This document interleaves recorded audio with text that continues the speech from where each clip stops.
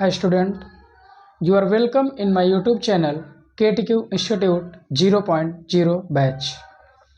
तो आज हम बात करेंगे कक्षा 10 की एक टॉपिक है जो कि पहला चैप्टर है आपका प्रकाश का परावर्तन और अपवर्तन। तो आज के क्लास में हम देखेंगे टॉपिक्स यह हैं आपके कौन कौन से टॉपिक देखना है।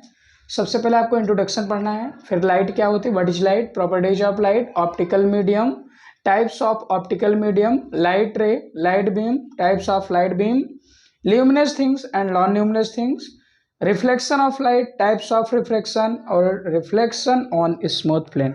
तो आज के जो लेक्चर में हम देखेंगे वो टोटल इतने टॉपिकों को हमको पढ़ना है। तो सबसे पहले तो हम देखते हैं कि लाइट शब्द जो है हमको फिजिक्स के किसके अंतर्गत पढ़ना होता है। तो इंट्रोडक्शन की अगर हम बात करें तो फिजिक्स की एक ब्रांच आती है आपकी ऑप्टिक्स। ऑप्टिक्स मीन्स होता है प्रकाशिकी। देखिए ऑप्टिक्स का मतलब होता है प्रकाश की।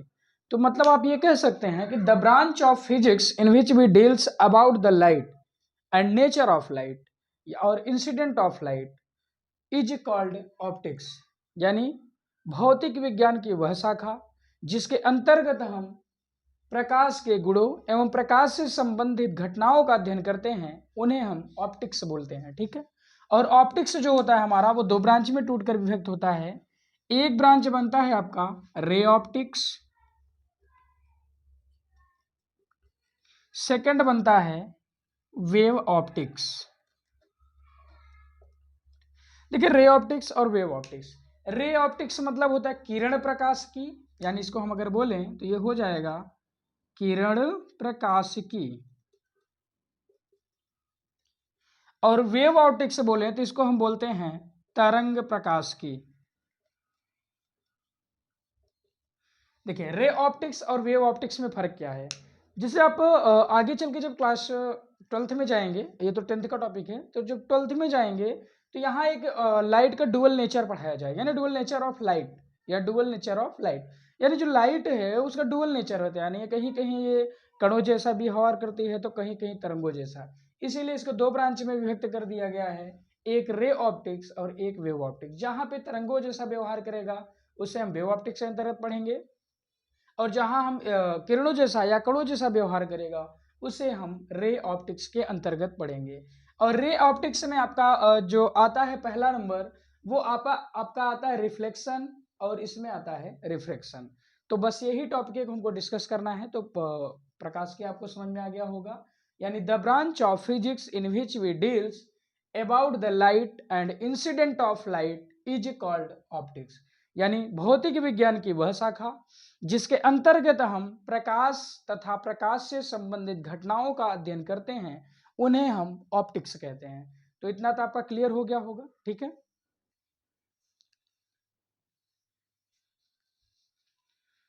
चलिए नेक्स्ट देखते हैं इंट्रोडक्शन। ठीक है, अब आते हैं लाइट पे। इंट्रोडक्शन क्लियर हुआ होगा।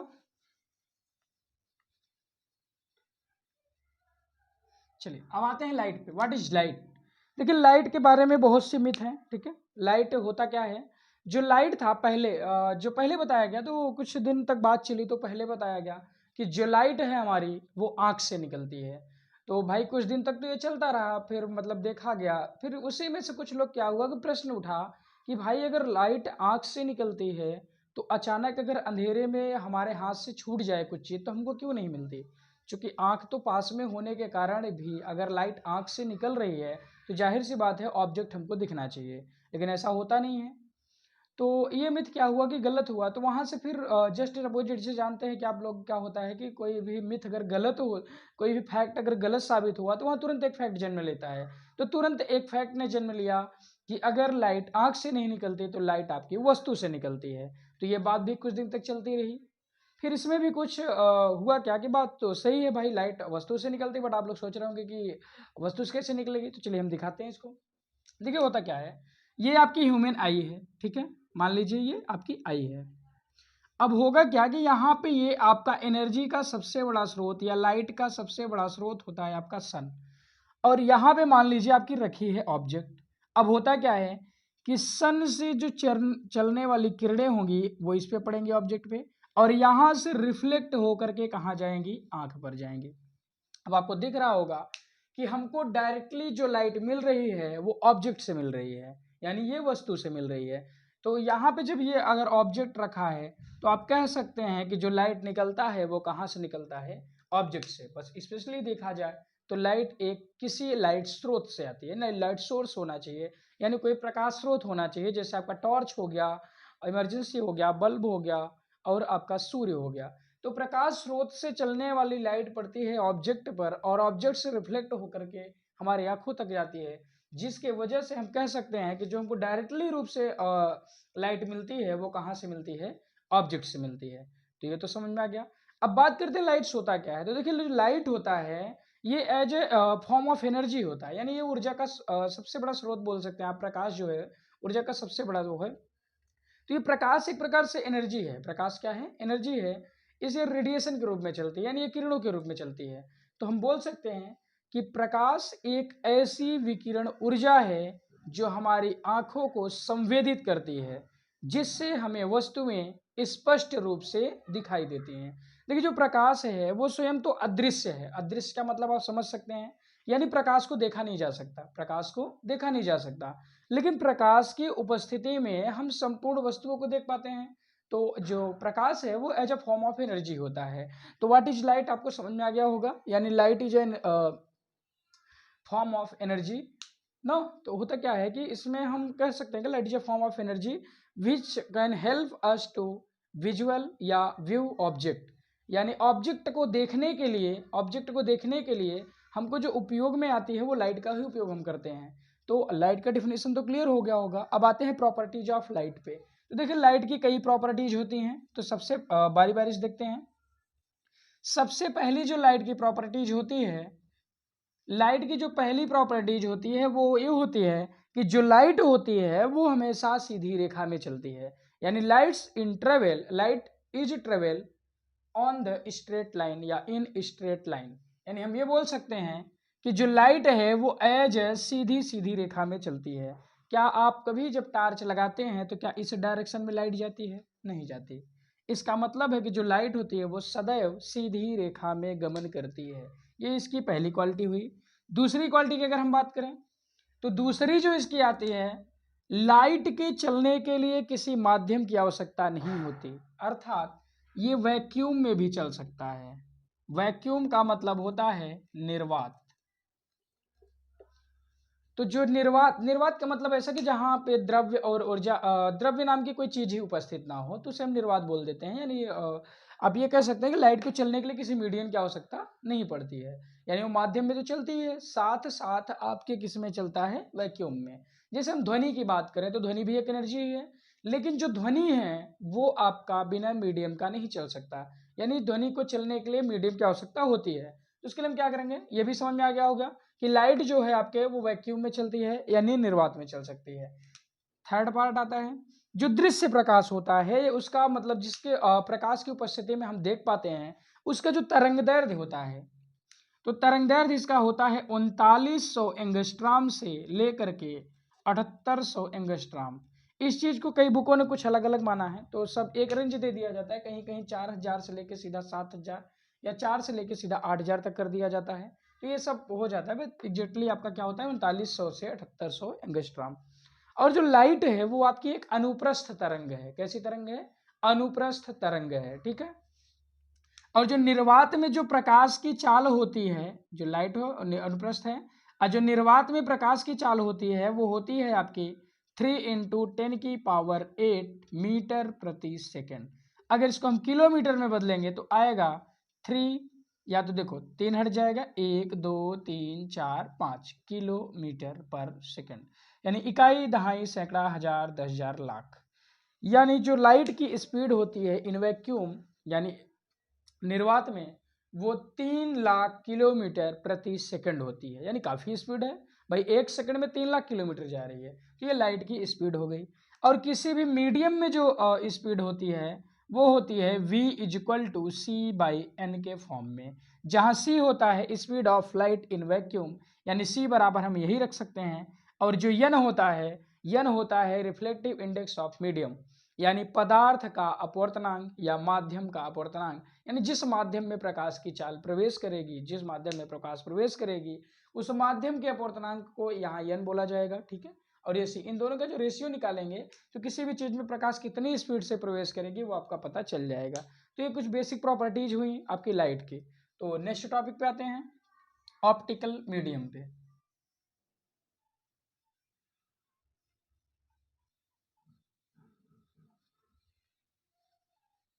देखिए ऑप्टिकल मीडियम, ऑप्टिकल मीडियम जो होता है वो इसको आप ऑप्टिकल मीडियम बोल किसको कहते हैं, देखिए ऑप्टिकल मीडियम,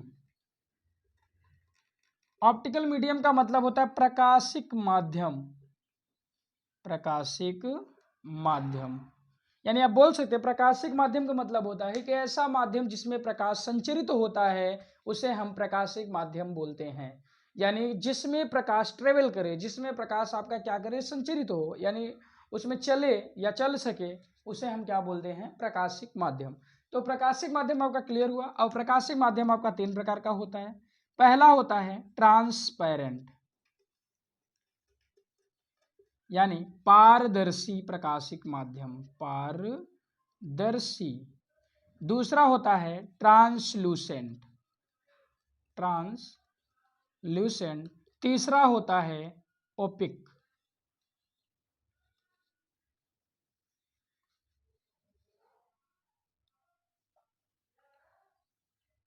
ओपिक। तो पारदर्शी हो गया, यहां होता है अपारदर्शी,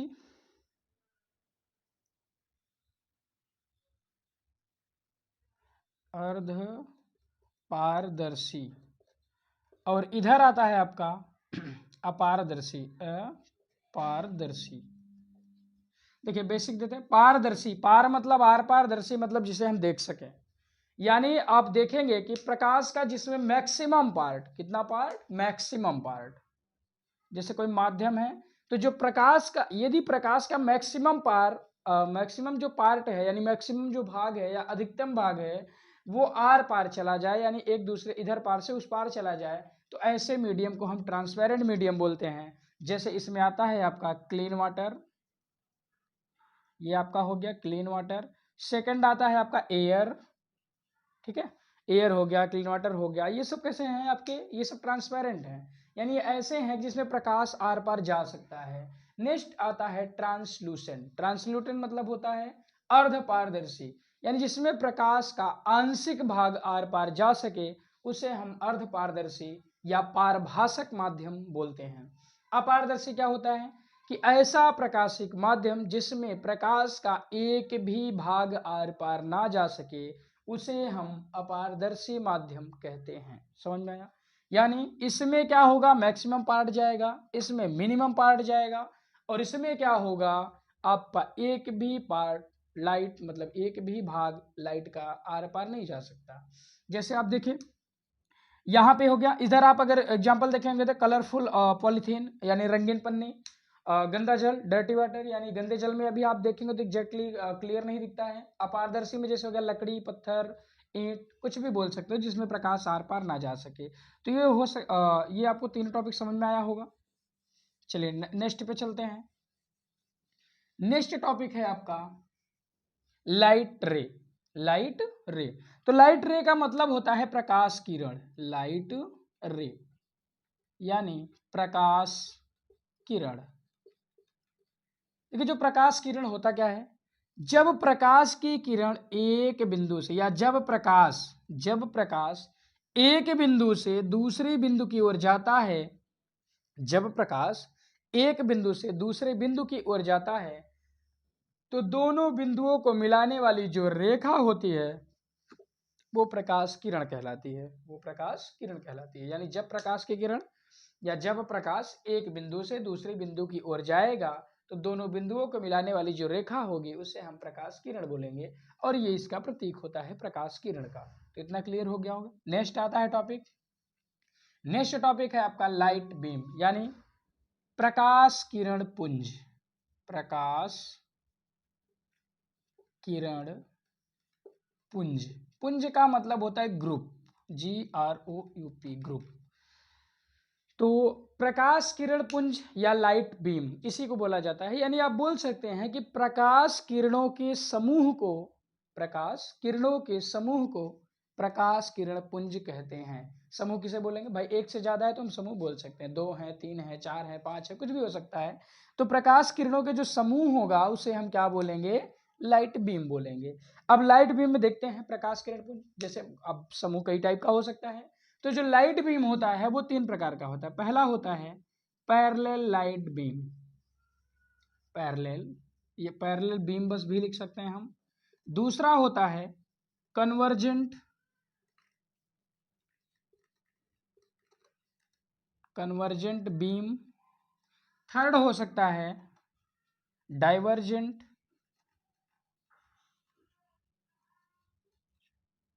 बीम।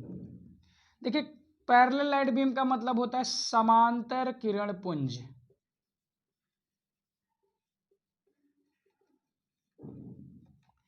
इधर होता है अभिसारी किरण पुंज।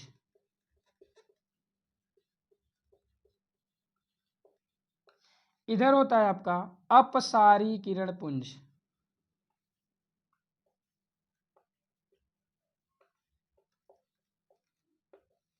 देखिए समांतर किरण पुंज का क्या मतलब होता है कि ऐसा किरण पुंज जिसमें प्रकाश किरणें परस्पर एक दूसरे के क्या हों? समांतर हों। जैसे ये 3 किरणें दिख रही हैं आपको, अब तीनों किरण देखिए तो एक दूसरे के समांतर हैं, यानी इसके समांतर, ये इसके समांतर, ऑलरेडी सभी समांतर। यानी हम बोल सकते हैं कि ऐसा किरण पुंज जिसमें प्रकाश की किरणें आपस में क्या हो? समांतर हो, उसे हम समांतर किरण पुंज यानी पैरेलल बीम या पैरेलल लाइट बीम कहते हैं। नेक्स्ट आता है अभिसारी। ऐसा किरण पुंज जिसमें प्रकाश की किरणें एक बिंदु पर मिलती हुई प्रतीत हो, एक बिंदु पर मिलती हुई प्रतीत हो, उसे हम बोलते हैं क्या? अभिसारी किरण पुंज या कन्वर्जेंट लाइट बीम। नेक्स्ट आता है आपका ऐसा किरण पुंज जिसमें प्रकाश की किरणें एक बिंदु से निकलती हुई प्रतीत हो, यानी ऐसा किरण पुंज जिसमें प्रकाश की किरणें एक ही पॉइंट से ऐसे फैल जाएं, तो उसे हम क्या बोलते हैं? अपसारी किरण पुंज या डाइवर्जेंट लाइट बीम। यानी हम बोल सकते हैं, देखिए फिर से बोलेंगे, ऐसा किरण पुंज जिसमें प्रकाश की किरणें परस्पर समांतर होंगी आपस में, उसे हम समांतर किरण पुंज बोलेंगे। और ऐसा किरण पुंज जिसमें प्रकाश की किरणें एक ही बिंदु पर मिलती हुई प्रतीत हो, उसे अभिसारी किरण पुंज बोलते हैं। नेक्स्ट में आता है ऐसा किरण पुंज जिसमें प्रकाश की किरणें एक ही बिंदु से निकलती हुई प्रतीत हो, उसे हम बोलते हैं क्या? या निकलती हो, उसे हम अभिसारी अपसारी किरण पुंज कहते हैं। ऐसा आपको टॉर्च में देखने को मिलेगा। यानी आप टॉर्च में देखेंगे तो क्या होता है? टॉर्च में जो लाइट होती है वो एक ही पॉइंट से पूरी चारों मतलब सामने की तरफ आपका डाइवर्जेंट लाइट बीम की तरफ फैल जाती है। तो ये आपका हो गया लाइट बीम। नेक्स्ट टॉपिक पे बात करते हैं। नेक्स्ट टॉपिक आपका टाइप्स ऑफ लाइट बीम भी हो गया, luminous and non luminous thing. देखिए ल्यूमिनस एंड नॉन ल्यूमिनस। देखिए ल्यूमिनस का मतलब होता है दीप्त वस्तु, नॉन का होता है अदीप्त या प्रदीप्त, इसी को प्रदीप्त भी कहते हैं। दीप्त और प्रदीप्त। दीप्त वस्तु क्या होता है? ऐसी वस्तुएं जिनमें स्वयं का प्रकाश होता है, यानी वो खुद के प्रकाश से प्रकाशित होती हैं, उन्हें हम क्या कहते हैं? दीप्त वस्तु कहते हैं। जैसे आपका सूर्य हो गया, आपका टॉर्च हो गया, अब ये सब कैसे प्रकाशित? खुद के प्रकाश से प्रकाशित हो रहे हैं, यानी और मोमबत्ती हो गई आपकी, यानी जो इसमें खुद का प्रकाश होगा उसे हम ल्यूमिनस थिंग्स बोलेंगे, यानी दीप वस्तु बोलेंगे। नेक्स्ट में आते हैं अदीप्त वस्तु यानी नॉन ल्यूमिनस थिंग्स में। इसमें क्या होगा कि ऐसी वस्तुएं जो दूसरों के प्रकाश से प्रकाशित होती हैं, यानी उनमें खुद का प्रकाश नहीं होता। जैसे आपका सबसे बड़ा एग्जाम्पल है आपका चंद्रमा। जो चंद्रमा होता है उसमें खुद का प्रकाश ना होकर के वो सूर्य के प्रकाश से चमकता है। इसका मतलब है कि चंद्रमा आपका कैसा है? वो प्रदीप्त वस्तु है। तो ये भी हो गया आपका। नेक्स्ट आता है टाइप्स ऑफ, नहीं सॉरी, रिफ्लेक्शन ऑफ लाइट। ठीक है, रिफ्लेक्शन ऑफ लाइट। तो हम बात करते हैं रिफ्लेक्शन ऑफ लाइट की। ये यहां से आपका इंपॉर्टेंट टॉपिक स्टार्ट होता है।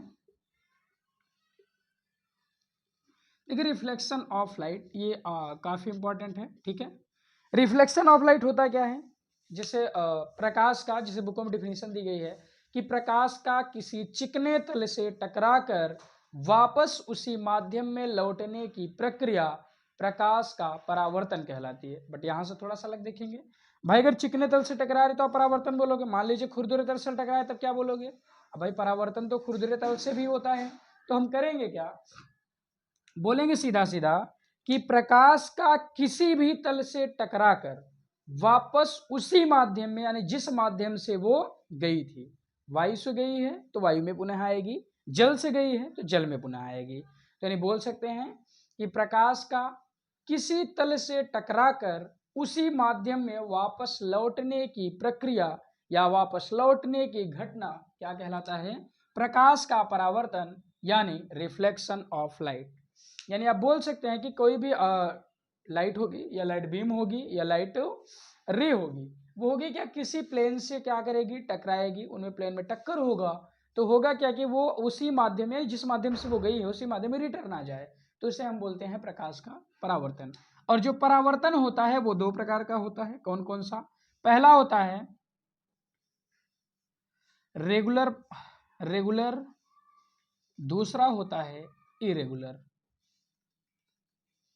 देखिए रेगुलर का मतलब होता है क्या, नियमित परावर्तन, नियमित परावर्तन। इधर होता है अनियमित या विसरित परावर्तन। तो अनियमित या हम क्या बोल सकते हैं, विसरित परावर्तन। देखिए बारी बारी समझेंगे। नियमित परावर्तन क्या है, जैसे देखिए,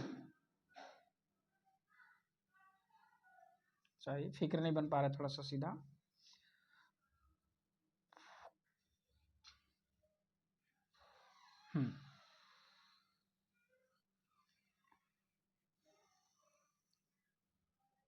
नोट्स आप लोग अपने से बना लीजिएगा, क्योंकि थोड़ा हम लिख नहीं रहे हैं, बाकी डिफिनेशन एक दो बार खुद ही बोल रहे हैं, फिर से सुन के आप नोट्स बना लीजिएगा खुद से, क्योंकि खुद से बनाई हुई नोट्स आप कभी भूलेंगे नहीं। तो देखिए करेंगे क्या, हम बात करते हैं नियमित परावर्तन की। आपको पता होगा ये कौन सी किरणें हैं, ये किसी सतह पर पड़ने वाली किरणें हैं। इधर अगर देखिए, इधर किरण टकराएगी तो इधर साइड चली जाएगी, और इधर टकराएगी तो इधर साइड चली जाएगी। चलिए हम देखते हैं कि नियमित और अनियमित में अंतर क्या होता है। तो जो नियमित परावर्तन, उसमें क्या होता है, ये आपतित किरणें, ये परावर्तित किरणें, ये भी आपतित किरणें, ये दोनों परावर्तित किरणें। यानी हम बोल सकते हैं कि जो किरणें किसी भी सतह पर पड़ती हैं आके, उसे हम आपतित बोलते हैं, और जो टकरा के वापस जाती है उसे हम परावर्तित बोलते हैं। तो यहाँ भी जो किरणें पड़ रही हैं उसे आपतित किरण, और जो टकरा के वापस जा रही है उसे परावर्तित किरण। तो हम क्या बोलेंगे, आपतित किरणों के परस्पर समांतर होने पर यदि परावर्तित किरणें भी परस्पर समांतर हैं तो ऐसे परावर्तन को क्या बोलते हैं, नियमित परावर्तन। और इसके द्वारा जो प्राप्त प्रतिबिंब होता है उसका पर्दे पे लिया जा सकता है, यानी उसको हम पर्दे पे ले सकते हैं। इसमें आएंगे, आपतित किरणों के परस्पर समांतर होने पर यदि परावर्तित किरणें परस्पर समांतर ना हो तो उसे हम बोल देते हैं अनियमित या विसरित परावर्तन। यानी आप समझ सकते हैं कि अगर आपतित किरण भी समांतर हो और परावर्तित किरण भी समांतर हो तो उसको कहते हैं नियमित परावर्तन, और यदि आपतित किरण समांतर हो तथा परावर्तित किरण समांतर ना हो तो ऐसे को कहते हैं अनियमित परावर्तन या विसरित परावर्तन। तो यहाँ से क्लियर हो गया होगा। इसके द्वारा जो बना प्रतिबिंब होगा उसको हम पर्दे पे ले सकते हैं, और जो इसके द्वारा बना गया प्रतिबिंब होगा उसको हम पर्दे पे नहीं ले सकते। तो ये टॉपिक यहाँ से आपकी क्लियर होती है। नेक्स्ट हम बात करते हैं,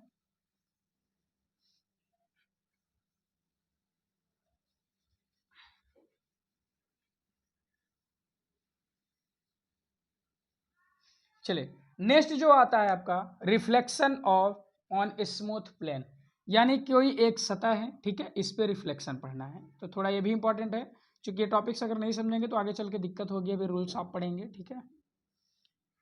देखिए होगा क्या, ये मान लीजिए किरण आई, ठीक है, यहाँ से टकरा के पुनः वापस चली गई। देखिए तो इसको हम क्या बोलते हैं, आपतित किरण।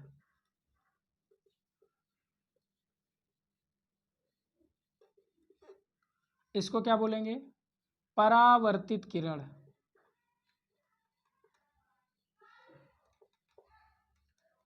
इसको क्या बोलेंगे, परावर्तक तल।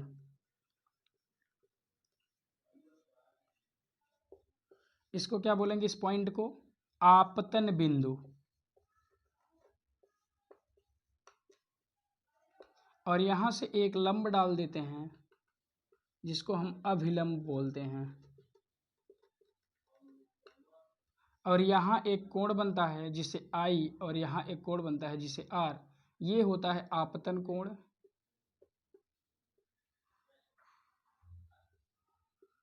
ये होता है परावर्तन कोण।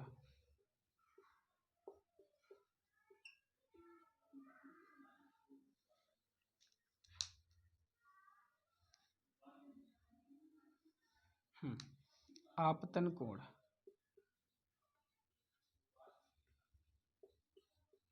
और क्या बचा? ठीक है, हाँ क्लियर। चलिए ठीक है, देखिए ये है क्या, रिफ्लेक्शन ऑन स्मूथ प्लेन, यानी ये कोई सरफेस है, ठीक है। स्मूथ मतलब क्या होता है, समतल एकदम, या चिकना, ठीक है। कोई चिकना सरफेस है, वहां से हो क्या रहा है, देखिए ये घटना हो रही है टोटल। इसी में आपको समझना है कौन सी क्या चीज है। ये क्या है, परावर्तक तल, आपतन बिंदु, परावर्तन कोण, परावर्तित किरण, अभिलंब, आपतन कोण, आपतित किरण। तो सबसे पहला जो इसमें हम पढ़ेंगे वो पढ़ेंगे परावर्तक तल। पहले नंबर पे पढ़ते हैं इसको, ठीक है। परावर्तक तल क्या है, ऐसा तल जो अपने ऊपर पड़ने वाली प्रकाश की किरण को परावर्तित कर दे, उसे हम बोलते हैं परावर्तक तल। यानी ऐसा सरफेस होगा, कोई ऐसा प्लेन होगा जिसके ऊपर अगर लाइट आएगी तो वो रिफ्लेक्ट कर देगा। अगर वो रिफ्लेक्ट कर दे रहा है तो उसे हम रिफ्लेक्टेड प्लेन बोलते हैं। क्या बोलते हैं, रिफ्लेक्टेड प्लेन, ठीक है। ये हो गया आपका रिफ्लेक्टेड प्लेन। नेक्स्ट आता है आपतित किरण, ठीक है। तो हम क्या बोलेंगे, परावर्तक तल पर पड़ने वाली किरण, परावर्तक तल पर पड़ने वाली किरण आपतित किरण कहलाती है, यानी इसी को इंसिडेंट रे भी बोलते हैं। यानी जो किरण इस पे इंसिडेंट होती है, यानी आपतित हो जाती है, उसे हम इंसिडेंट रे बोलते हैं। नेक्स्ट आएंगे परावर्तित किरण। अब परावर्तित किरण में देखते हैं, परावर्तक तल से टकराकर, परावर्तक तल से टकराकर लौटने वाली किरण, परावर्तक तल से टकराकर लौटने वाली किरण परावर्तित किरण कहलाती है। क्लियर हो गया। नेक्स्ट आते हैं आपतन बिंदु। आपतन बिंदु क्या होता है, आपतित किरण परावर्तक तल के जिस बिंदु पर पड़ती है, आपतित किरण परावर्तक तल के जिस बिंदु पर पड़ती है उस बिंदु को बोलते हैं आपतन बिंदु। यानी ये जो बिंदु है वो हमारी कौन सी बिंदु है, आपतन बिंदु है। नेक्स्ट आता है आपका अभिलंब। अभिलंब क्या होता है, देखिए बारी से, अभिलंब होता है आपतन बिंदु पर खींचा गया लंब, आपतन बिंदु पर खींचा गया लंब। और किस पे लंब बनना चाहिए, आपके परावर्तक तल पे, ठीक है। तो आपतन बिंदु पर खींचा गया जो लंब होगा वही कहलाएगा आपका अभिलंब। तो इतना तो क्लियर हो गया होगा। नेक्स्ट आते हैं, तो बोलेंगे क्या, आपतन कोण। देखिए आपतित किरण तथा अभिलंब के बीच बना कोण, आपतित किरण तथा अभिलंब के बीच बना कोण आपतन कोण कहलाता है। नेक्स्ट आता है परावर्तन कोण। परावर्तित किरण तथा अभिलंब के बीच बना कोण क्या कहलाएगा, परावर्तन कोण कहलाएगा। क्लियर हो गया। तो आज के टॉपिक खत्म हुआ, तो आज के लेक्चर में यहीं तक पढ़ते हैं, बाकी का नेक्स्ट क्लास में। Thank you.